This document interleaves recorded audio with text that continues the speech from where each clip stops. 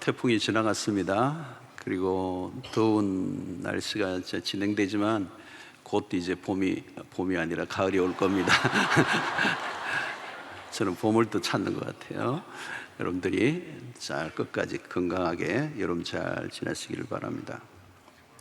자, 에베소서 1장과 3장까지는 교리 편이고 4장부터 6장까지는 실천, 삶에 관한 얘기, 바울의 서신의 특징이죠.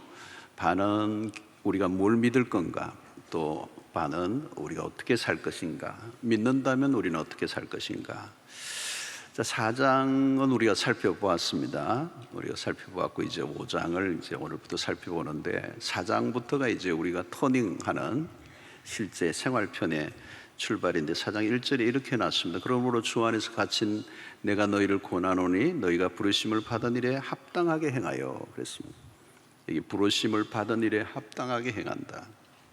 그리스도 안에서 새롭게 된 우리가 이제 어떻게 살아야 될 것인가, 우리의 신분 또 우리의 정체성에 걸맞는 삶을 살아야 된다. 자, 그 말은 이 세상에 속해 있지만 속하지 않은 이 세상과 전혀 다른 삶, 이 세상에 오염되지 않고 영향을 받지 않고 거룩하게 살아야 한다. 이 말씀을 바울이 강조하고 있습니다.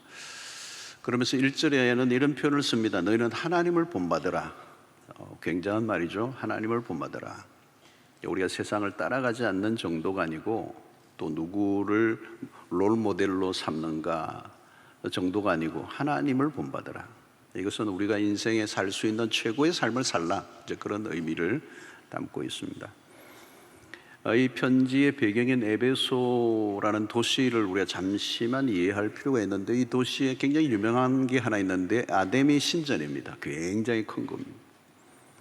이 아데미라는 신은 다산의 여신입니다. 다산. 그 신상을 보면 굉장히 그런 다산을 상징하는 그런 상을 만들었습니다. 풍요를 약속하는 신이죠. 풍요를 베풀어주는 신이다. 자, 여러분, 풍요를 구가하는 세상에 따라오는 게 하나 있어요. 그게 뭐냐면 성적으로 타락하는 겁니다. 그래서 이 종교적 행사를 치를 때는 이 종교적 행사 그 안에, 그 신전 안에서는 이제 성적인 의식도 함께 치러졌어요. 그래서 여사제들은 주로 몸을 파는 사람들이에요. 여기에는 뭐냐면 성을 신격화한 것입니다. 자, 그런데 이런 문화가 이제 풍요를 이렇게 구가하는 신을 숭배하는 그 도시 안에 이제 성적인 타락함, 그런 것이 에베소의 도시였습니다. 근데 그 에베소 안에 세워진 교회가 그 도시의 문화에 영향을 받고 있는 거죠.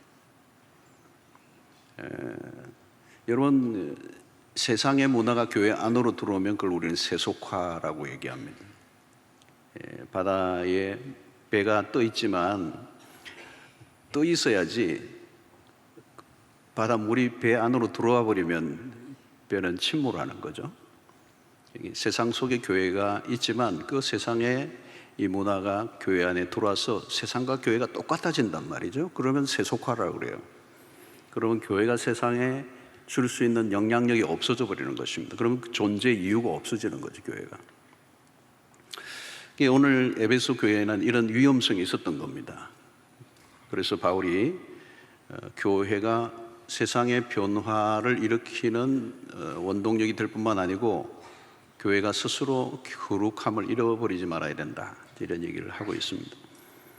그러면서 오늘 이제 3절에 우리가 보면 3절을 잘 봐야 되는데요. 음행과 온갖 더러운 것과 탐욕은 너희 중에서 그 이름조차도 부르지 마라.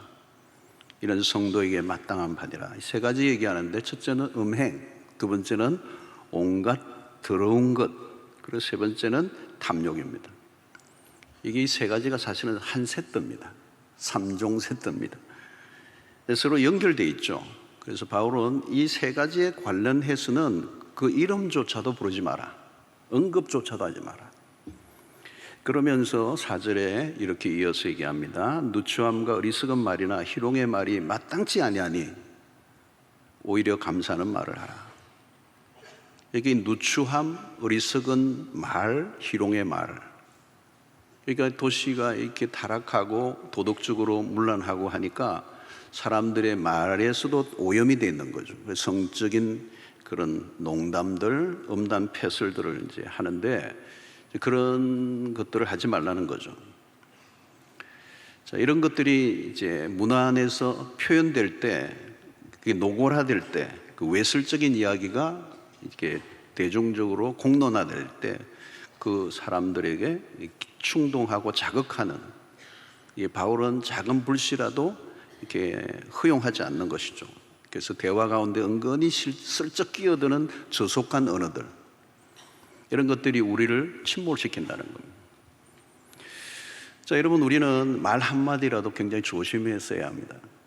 우리의 타락이, 또 이 타락한 문화가 언어를 통해서 표현되고 드러나고 또 자극하기 때문에 우리는 언제나 죄를 지을 실력을 갖추고 있는 사람들이고 또 죄를 짓지 않을 능력이 별로 없어요.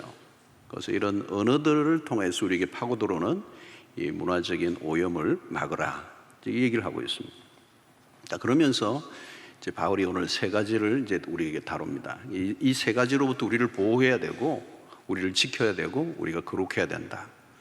첫 번째는 음행이라고 그랬죠. 두 번째는 이렇게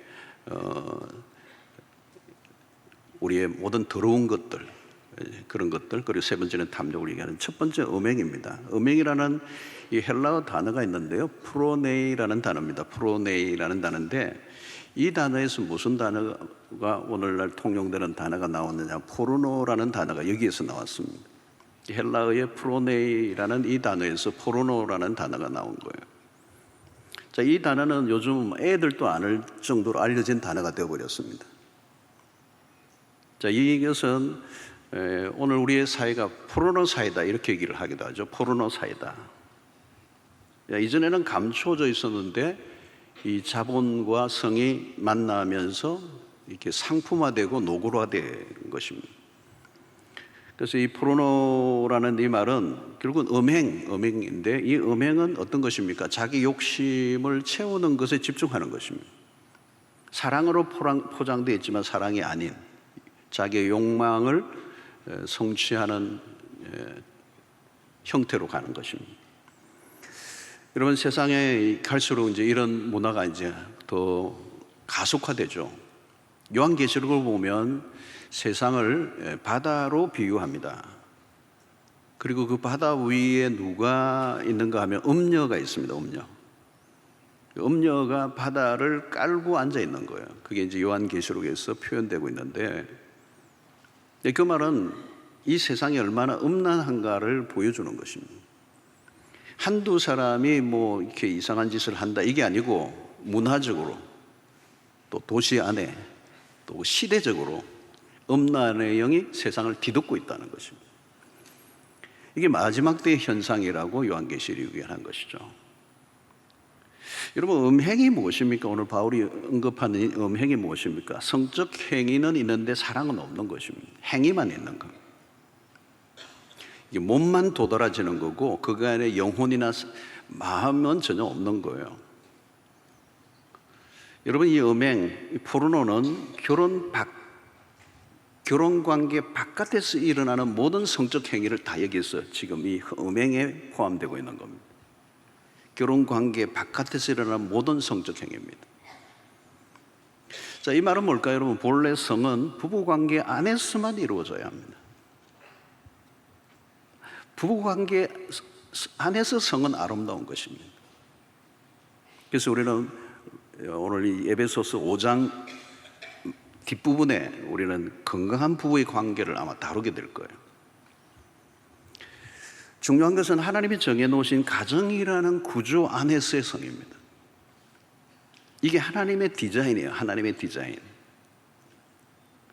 그래서 혼전, 혼외의 성에 대한 하나님의 아주 엄격한 기준을 정해놨죠. 그런데 오늘은 혼전, 혼외의 성에 대한 죄의식 자체가 희미해져 버렸어요. 그 선을 다 지워버렸죠, 현대인들이. 그런데 여러분, 이 하나님의 의도 디자인을 무시하면 어떻게 돼요? 불행이 찾아옵니다. 왜 하나님은 결혼이라는 관계 안에서라는 제한을 두셨는가? 그게 인간의 행복을 위한 것이기 때문에, 우리를 불행하게 하기 위해서가 아니고 우리를 행복하게 하기 위해서.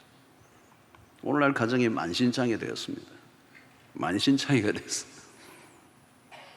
그래서 여러분, 가정이 무너지면, 결혼 관계가 무너지면 다른 것은 막을 길이 없어요. 본물이 터져버린 겁니다. 그러니까 큰 전쟁터는 가정에 있습니다. 우리가 이 세상이 타락하고 부도덕한 이 문화 속에서 우리 자신을 지킬 수 있는 것은 가정에 있습니다. 그래서 성경은 부부 관계가 아닌 다른 관계 안에서 성적 만족을 음행이라고 얘기합니다. 자, 오늘날 가장 심각한 것은 성의 왜곡입니다. 사람들은 사랑과 음행을 구분하지 않습니다. 사랑은 통제가 되어지는 거죠. 통제가 되는 겁니다. 음행은 뭘까요? 자기 통제를 벗어난 겁니다. 자기가 자기를 통제하지 못한 상태. 그래서 세상은, 오늘의 문화는 당신의 욕망을 절제할 필요가 없다고 얘기합니다. 그래서 성에 관련된 금기들을 다 깨뜨려 버렸습니다. 감정에 끌리는 것에 충실하라 하는 거예요. 그냥 인조해라. 너 몸의 즐거움에 몰두해라는 거예요. 그래서 오늘 이 사회는 성과 정욕에 중독된 사회. 그래서 모든 것에, 여러분 보십시오, 성을 집어넣어서 상품화 시켜버렸습니다. 광고인데 저기에 저런 게 나오나, 이런 거에 깔리는 게 많죠. 광고든 영화든 음악이든 옷이든 모든 문화의 성으로 포장되어 있습니다. 그래서 오늘날 성은 최대 산업이죠. 특히 한국 사회는 성적 타락상이 급상승해 왔습니다. 근데 문제는 뭘까요? 교회 안으로도 밀고 들어와 있습니다. 그리스도인들조차도 성적 순결에 대해서 묻기 어려워졌어요. 너무 많이 오염되어 있기 때문에 순결 혹은 거룩을 얘기하면 올드 스테레오타입이라고 치부를 해버려요. 너무 크게 묵은 이야기 아닌가. 지금 어느 시대인데 그런 얘기를 하십니까? 결국은 정상이 비정상이 되고 비정상이 정상처럼 보여지는 굉장히 영리가 된 세상을 살고 있습니다. 자, 오늘 이 음행이 에베소 교회 안에 실제 있었는데 2000년 전에도 있었던 이 얘기를 예수님이 오늘 끌고 있는데, 오늘 2000년이 지난 오늘은 더 교모하고 더 노골적으로 이 음행이 진행되고 있는 것이죠. 그래서 바울은 그런 문화 속에서 우리 자신은 달라야 된다, 우리를 지켜야 된다, 이렇게 얘기를 하고 있는 것입니다. 그리고 세상 속에 다르게 사는 것에 대해서 불안하게 여기지 말라는 거죠.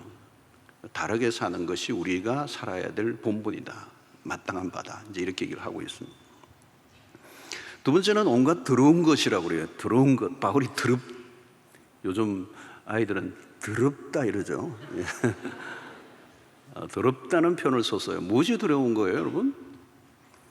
오늘 이 더럽다는 이 표현, 헬라어 원문을 보면 성적인 부도덕함에 대한 표현이에요.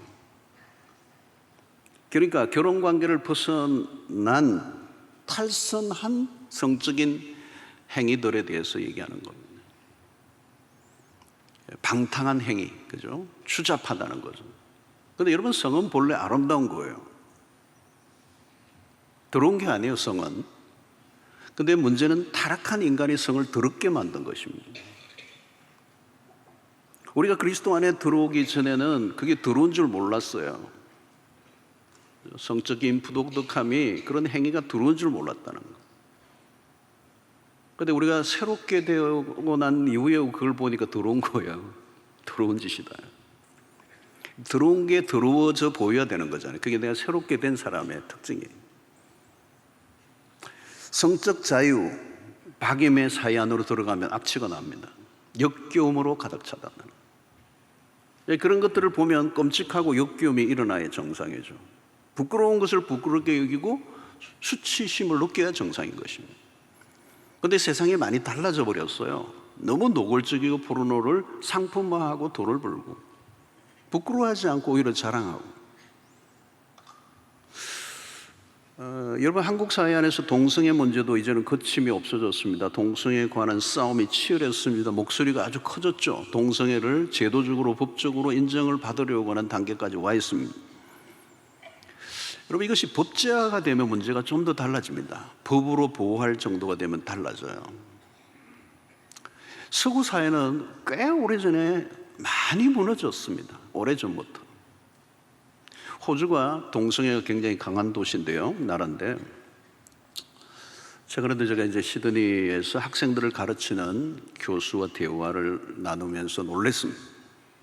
그래서 제가 호주를 떠난 지 한 10몇 년 되는, 그때도 굉장했습니다. 근데 벌써 12년 만에도 더 많이 엄청나게 이게 문화화되어 있다는 걸 느꼈어요.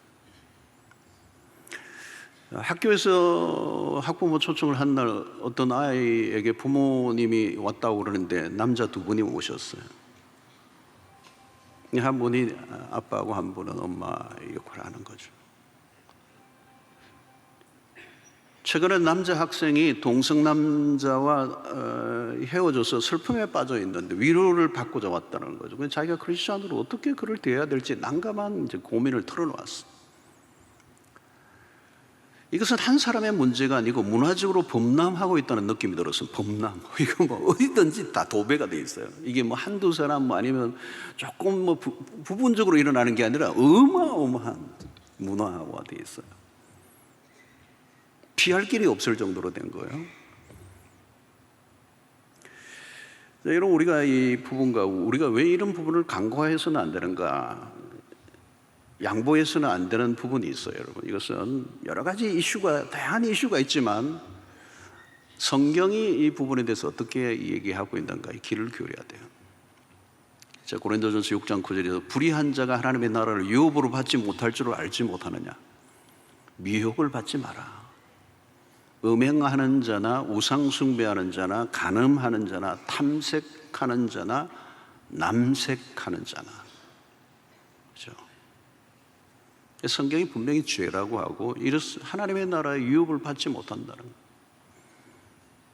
여러분, 왜 서구 교회가 무너져 내렸습니까? 도덕적 타락을 막을 수 없었던 이유가 뭘죠? 왜 동성애가 그토록 범람하게 되었습니까? 서구 교회가 무너진 핵심적 이유는 자유주의 신앙입니다. 무엇이 자유주의죠? 성경의 절대 권위를 무시한 겁니다. 성경의 절대 권위. 오늘 시대는 절대라는 단어를 싫어합니다. 다원주의 사회에. 그럼 우리는 절대적 진리가 아니라 우리가 따를 이유가 없습니다. 여러분, 성경의 권위를 무시하고 나면 경계선 자체가 없어집니다. 모든 것에 자유분방해집니다. 성경을 무시하고 나면 기준이 없어져 버립니다. 사사기가 같아요. 각자 소견에 옳은 대로 사는 것입니다. 죄를 지어도 가책을 느끼거나 두려워할 필요가 없습니다. 어떻게 되죠? 도덕적 타락을 막을 도리가 없습니다. 여러분, 선거철에 꼭 우리가 해야 될 일이 있습니다. 국회의원이나 지도자를 뽑는 선거에서 후보자들을 분별해내야 되는데, 단순히 정당에 대한 선호도가 아니고 그리스도인은 성경적 가치에 누가 더 근접한 사람인가를 보아야 돼요. 차별금지법과 같은 법은 겉으로는 소수자에 대한 차별을 막는 법으로 포장되어 있지만 안으로 깊숙이 들어가 보면 소수의 차별을 막는다는 미명하에 더 많은 사람이 차별을 당할 수 있는 회개한 법이에요. 만약 세상을 그대로 둔다면, 이런 세상을 그대로 둔다면 교회는 타락한 세상에서 사면 초과가 되고 말 거예요. 그리고 우리가 이런 문화를 방치하면 어떻게 되죠? 다음 세대를 우리가 생각해 보아야 합니다. 성경의 권위를 무시하고 성적 타락과 방종으로 가득한 세상을 우리 미래의 자녀들에게 물려준다고 생각해 보십시오. 그것은 비극이죠. 하나님의 공의가 무너지면 그것은 끔찍한 세상이 됩니다. 그것은 성소수자에 대한 단순한 인권 보호 차원으로만 끝나는 일이 아니라는 것입니다.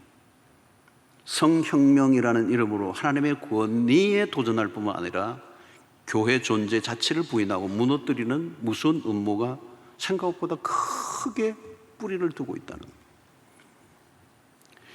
선을 넘은 세상은 갈수록 하나님이라는 존재가 부담스럽습니다. 거북스럽습니다. 무신론자들이 오늘날 갈수록 더 기승을 부리고 세상 사람들로부터 환호를 받는 이유는 도덕적 기준 자체를 허물어 버려야 내가 내 마음대로 살 수 있고 어떤 죄에 대해서도 내가 가책을 받지 않는 자유로움을 얻기 위해서입니다. 여러분, 인간이 자기의 욕망대로 사는 것에 대한 거리낌이 없을 때 세상은 어떻게 될까? 그 거대한 전쟁이 지금 벌어지고 있습니다. 바울은 그런 것들에 대해서 더럽다는 표현을 쓰는 거죠. 깨어 있어야 된다. 타협하지 말라는 거예요.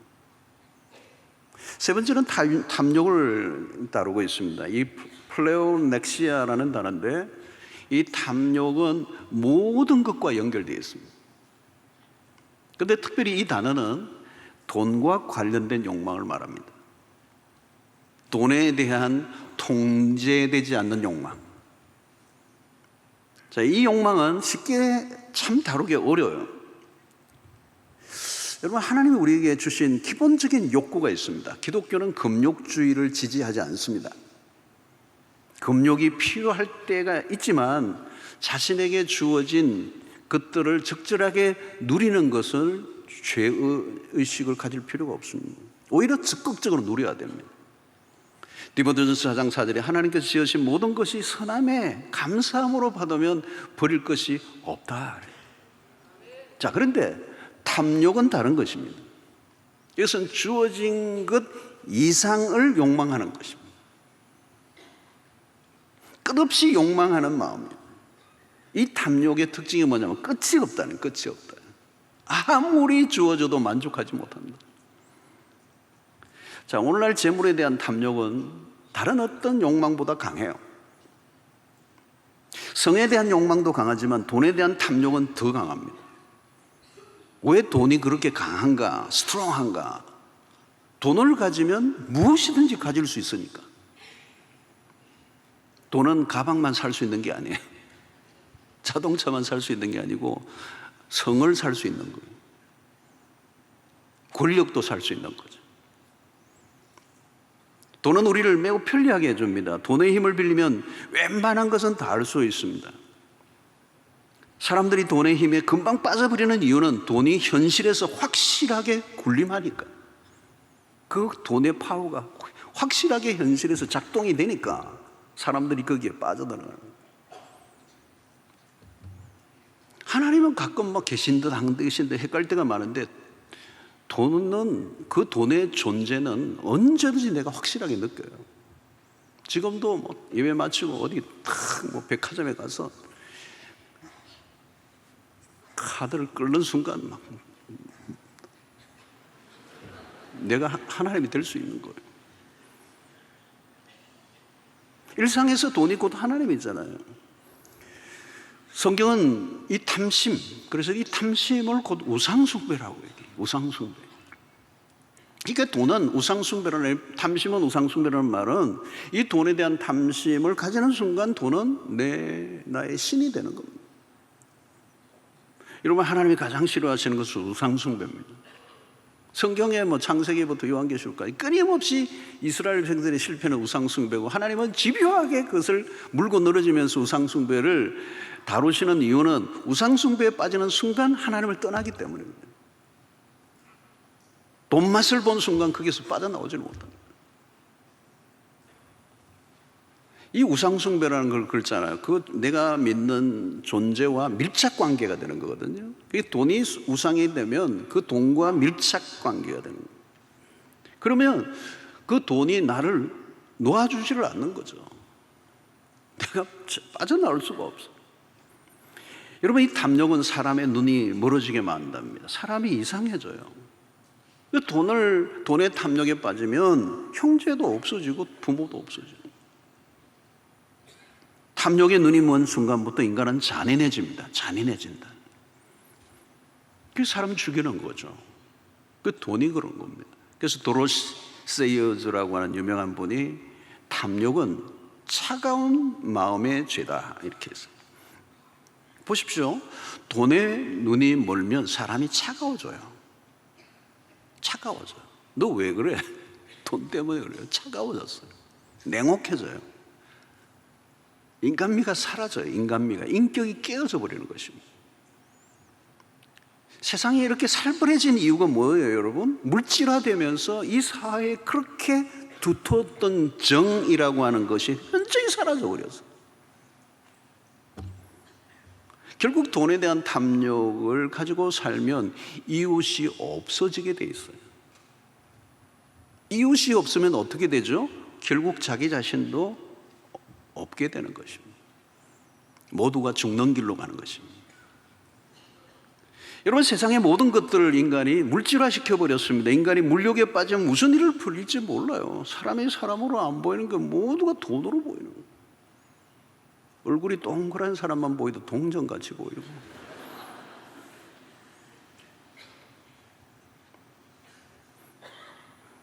이 돈이 우리의 성품을 다 망가뜨려 버려요. 그래서 물질적 세계관에 사로잡히면 그 다음부터 모든 것은 물량화되고 수량화됩니다. 삶이 파괴될 수밖에 없어요. 진정한 교제가 불가능해지는 것입니다. 사람들은 탐욕을 채워서 뭔가를 채워서 해결하려고 하는 거예요. 그러나 불가능한 것입니다. 희한한 것은 채울수록 더 결핍을 느끼게 되는 거예요. 인간은 본성적으로 만족을 모릅니다. 지금 얼마나 풍요로운 세상입니까? 그런데 이전보다 사람들은 훨씬 더 불만족 상태에 빠져 있습니다. 부족하다고 아우성이에요. 탐욕은 갈 때까지 가는 것입니다. 채워지지 않는데 채우려고 하니까 그 끝이 비극이 되는 것입니다. 예수님의 누가복음 12장 15절에 그들에게 이르시되 삼가 모든 탐심을 물리치라. 사람의 생명이 그 소유에 넉넉한 데 있지 아니하니라. 탐심을 물리치라는 거예요. 탐심을 그대로 가지고 하나님을 섬길 수 없다. 탐욕 사회는 하나님을 거부합니다. 하나님보다 점점 멀어지게 되어 있습니다. 물질에 대한 사랑이 하나님에 대한 사랑으로 바뀌지 않는 한 답이 없습니다. 그 돈의 자리에 하나님을 다시 올려놓기 전에는 우리에게는 이 돈의 전쟁, 이전의 전쟁은 끝이 나지 않습니다. 만족은 오직 하나님으로부터 오는 것입니다. 탕자가 아버지에게로 돌아갈 때 풍족해진 거잖아요. 떠나는 순간 기근이 시작된 거예요. 아무리 돈을 많이 가지고 있어도 기근은 시작된 거예요. 그러나 아버지에게로 돌아가는 순간 회복이 돼요. 우리의 모든 이 거대한 구멍난 가슴을 채울 수 있는 분은 오직 하나님 한 분밖에 없어요. 우리의 탐욕으로는 결코 채워줄 수 없는 것이기 때문에 불만족이 찾아올 때마다 우리는 더욱더 하나님에게 나가야 될 줄로 믿습니다. 자, 바울은 음행, 온갖 더러운 것, 탐욕을 언급했습니다. 그리스도인들이 이 세 가지로부터 자유로워져야 된다는 거예요. 세상과 사이에서 우리도 모르게 기준이 느슨했습니다. 특히 오늘날 성윤리의 심각한 몰락 현상이 일어났습니다. 탐욕이 끝이 보이지 않아요. 돈과 권력과 성, 마니, 파워, 섹스, 이걸로 도배된 세상을 살고 있습니다. 이 속에서 그리스도인의 사명은 무엇인가? 다르게 산다는 게 도대체 어떤 것인가? 여러분, 소돔과 고모라에서 롯의 가정은 이미 도덕적으로 깊이 오염되어 있었습니다. 그것은 하루아침에 일어난 일이 아니에요. 세속화라고 할 때 이 화가 한순간에 일어나는 게 아니라 점진적으로 나도 모르게 서서히 스며들어가는 거예요. 롯도 마찬가지고 롯의 모든 가족들이 다 오염되어 있었어요. 하나님이 그 땅을 심판하실 수밖에 없었어요. 결국 롯은 부끄러운 구원을 얻은 것이죠. 오늘 6절을 보면 누구든지 헛된 말로 너희를 속이지 못하게 하라, 이로 말미암아 하나님의 진노가 불순종의 아들들에게 임한다. 심판의 날은 오고 하나님은 진노하시는 분이시다. 누구를요? 불순종의 아들들. 거룩하신 하나님은 심판주이십니다. 죄악에 대한 맹렬한 심판을 하신다는 것. 그런데 이 심판은 미래적인 것만이 아니고 현재적으로도 일어난다는 것.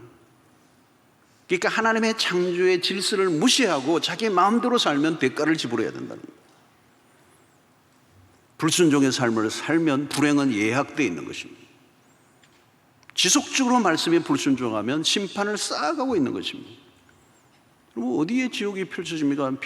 지옥이 먼 미래에도 있지만 말씀을 무시하고 불순종을 거듭한 삶은 그 인생이 지옥같이 된다는 거예요. 행복해질 수가 없다는 거예요. 여러분, 지금도 지옥같이 사는 사람들이 많아요. 그게 심판입니다. 로마서의 말씀과 같이 부끄러운 욕심과 상실한 마음에 내버려 두신 거예요. 그 자체가 심판인 것입니다. 성도 여러분, 하나님을 오해하지 마십시오. 사랑의 하나님이시죠. 근데 중요한 것은 거룩하신 사랑이에요. 우리는 거룩을 빼버리고 사랑의 하나님만을 원해요. 그건 불가능한 것입니다. 하나님은 거룩을 위해 엄청난 대가를 지불해 하셨습니다. 십자가가 무엇입니까? 거룩을 위한 하나님의 열심이에요. 십자가는 단순한 교리나 이론을 제시한 게 아닙니다. 하나님은 악을 징벌하십니다. 죄를 간과하지 않습니다. 그게 십자가예요. 불순하고 폐역하고 더럽혀진 세상을 멸하십니다.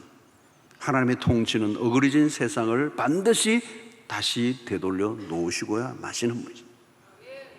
우리가 어떻게 해야 되는가? 우리의 몸을 어떻게 해야 될 건가? 이 음행과 더러운 것과 탐심으로부터 우리를 어떻게 지켜야 될 것입니다.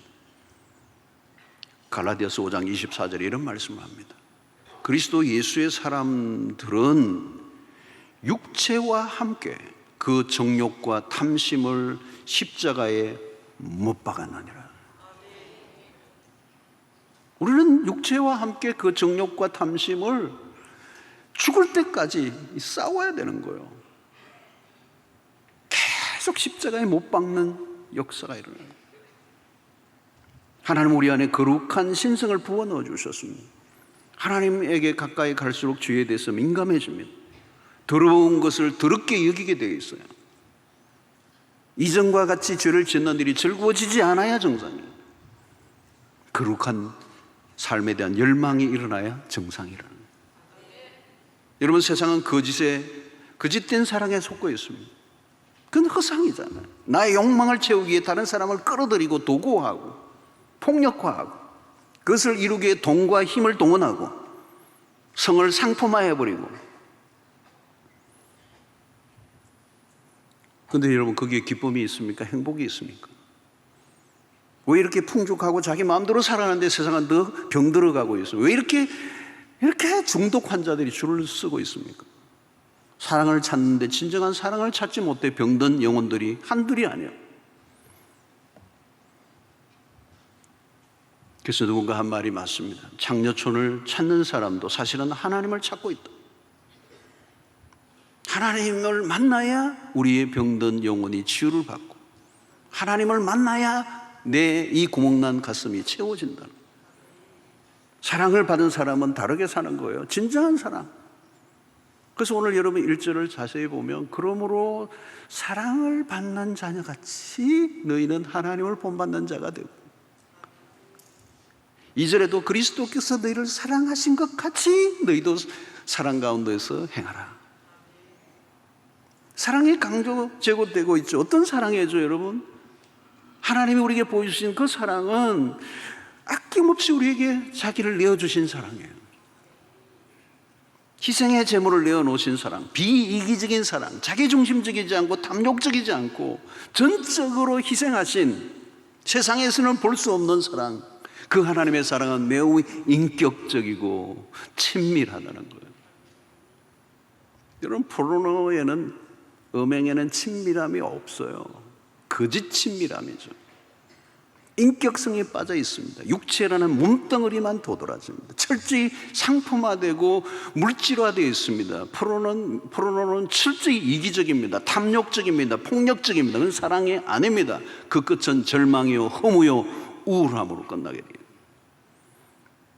그러나 하나님이 우리에게 보여주신 사랑은 정반대입니다. 자기의 희생을 통하여 우리에게 다가오신 사랑, 모든 걸 내어주신 사랑, 우리를 있는 그대로 받아들여 주신 사랑. 우리가 처음 그 사랑을 만났을 때는 너무 낯설었죠. 왜? 이 세상에서는 볼 수 없었던 사랑이니까. 하나님은 내가 이용할 만한 가치가 있어서 사랑하신 분이 아닙니다. 내 외모나 능력을 보시고 우리의 헌신도를 보시고 우리를 사랑하신 게 아니에요.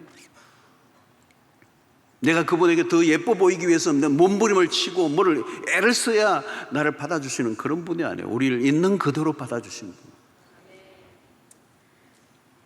세상과는 다른 사랑이었습니다. 그 사랑이 우리를 다르게 살게 만든 것입니다. 철저히 자기 욕망을 만족시키기 위해 다른 사람을 이용하고 도구화하는 세상에서 우리는 전혀 다른 하나님의 사랑을 만났습니다. 그래서 바울은 이 하나님의 사랑을 받은 자녀같이 너희는 하나님을 본받는 자가 되라.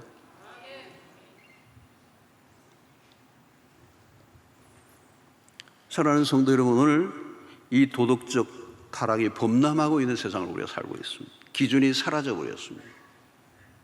자기가 하고 싶은 대로 살아가는 세상입니다. 이런 문화 속에서 우리도 모르게 오염되고 부도덕해진 삶을 살고 있습니다. 그리스도인들마저도 마치 소돔성에 살고 있는 롯과 같아요. 여러분, 소돔과 고모라가 망한 것은 하나님의 말씀에 대한 지속적인 불순종, 그들이 하나님의 백성으로서의 정체성을 찾아볼 길이 없었습니다. 사랑하는 성도 여러분, 우리는 누가 무슨 소리를 해도 이 시대 속에 우리의 삶의 기준은 하나님의 말씀이 되어야 합니다. 하나님의 말씀이 노라고 하면 노여야 돼요. 그리고 이 세상 속에 우리는 끊임없이 사람들이 듣든 듣지 않든 우리는 선포해야 돼요. 하나님의 말씀만이 절대적 기준이 되고, 그 말씀을 어겼을 때 그 길은 망하는 길이라고 알려줘야 돼요. 그것이 그 소돔 속에 살았던 롯의 사명이었던 거죠. 오늘 여러분, 우리나라가 이제 내일 모레 8.15 78주년 광복을 맞았습니다. 자유를 얻었어요. 자유를 다 뺏겨버렸던 비운의 역사를 36년 동안 겪었습니다. 그리고 해방을 맞고 자유를 얻었어요. 자유다. 그런데 여러분, 진정한 자유는 뭔지 아십니까? 단순히 정치적 해방으로만 자유가 끝이 주어진 게 아니에요. 성경이 진정한 자유는 죄로부터의 자유예요. 하나님의 말씀이 노라고 할 때 그것을 순종할 수 있는 자유. 오직 하나님의 말씀에 매여 살 때면 우리에게 진정한 자유가 올 줄로 믿습니다. 오늘 어두운 때를 살아가고 있습니다. 거룩이라는 단어가 매우 쾌쾌묵은, 그리고 거룩이라는 단어가 희미해진 시대를 우리가 살고 있습니다. 어느 때보다도 구별된 백성으로서 끝까지 그리스도의 신부로 주님 앞에 설 수 있도록 우리 자신의 정체성을 지켜가기 위해서 거룩을 생명처럼 붙드는 노력을 하는 성도 여러분들 되시기를 축원합니다. 우리는 때로는 연약하게 실수하고 넘어질 때가 있겠지만 그때마다 하나님 앞에 엎드리고 회개하고 다시 주의 자비와 긍휼을 구하고 그리스도의 십자가 앞에 서면 용서해 주시리라고 믿습니다. 거룩을 놓치면 우리는 아무것도 아닙니다. 머리 틀 깎인 삼손과 같아요. 세상에 놀이객감이 되고 마는 것이. 그래서 바울은 에베소의 그 음란한 도시 안에서 그리스도인들이 거룩을 지켜야 될 것을 요구하고 있는 것입니다. 그래서 우리의 입에서 아주 더러운 말을 입 밖에서도 내지 않고 우리의 언어에서부터 우리의 행동과 우리의 마음과 우리의 생각과 우리의 모든 삶의 울타리를 거룩으로 옷 입는 이 열정을 가지시는, 포기하지 않고 그 거룩과 성결을 위한 삶을 살아가는 일에 힘쓰는 여러분들 되시기를 주의 이름으로 축원합니다.